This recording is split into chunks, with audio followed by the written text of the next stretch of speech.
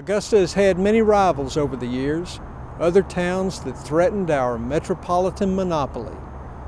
The one that came the closest might have pulled it off if it hadn't been for a financial failure, a well-timed flood, or a brand new bridge.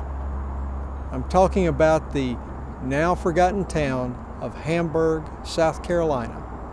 Founded by German immigrant Henry Schultz in 1821, the waterfront town was established directly across the Savannah River from Augusta with the intent of competing for the lucrative cotton shipping trade. Schultz was an aggressive businessman who really disliked Augusta. His reasons were understandable. He and a partner owned a toll bridge linking South Carolina with Augusta in 1814, and by 1816 they owned and operated the Bridge Bank. Banks in the early 1800s often lacked stability, and this one failed. Its bridge was seized. After that, Henry Schultz spent the rest of his natural-born days trying to build up Hamburg and run the city of Augusta out of business. He had help in this endeavor from the South Carolina legislature, which loaned him the money to create his town. It also helped that Hamburg was the western terminal for a railroad line from Charleston. With almost 1,000 residents and a bustling business district, Hamburg, with its continental European name, attracted the notice of continental Europeans.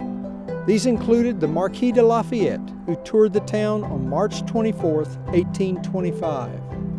But Augusta rose to the challenge. It built a canal that boosted shipping and provided hydropower for industry. It also completed a major railroad bridge that allowed trains to continue past the Charleston Rail Line's former endpoint at Hamburg and head over to Georgia, which sort of broke up Schultz's monopoly. With his fortunes faltering, he tried to kill himself. But you know what? Henry Schultz failed at that too.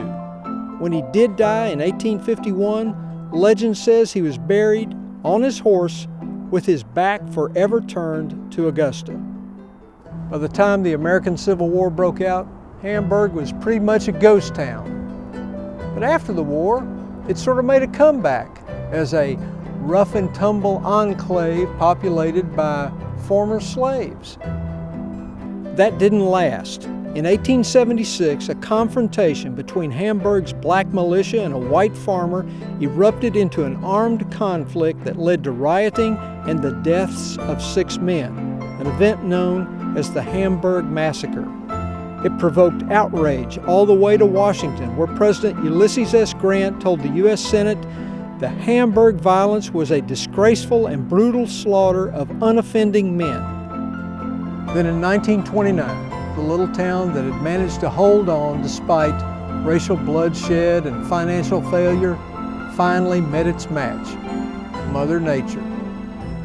The record 1929 flood soaked Augusta, but pretty much sank Hamburg. Without a levee, it went under, and when the water left, its last residents left with it. Down the road and on higher ground, North Augusta began to thrive. Perhaps it had learned a lesson that Henry Schultz should have learned. If you cooperate with your neighbors, you'll get along just fine.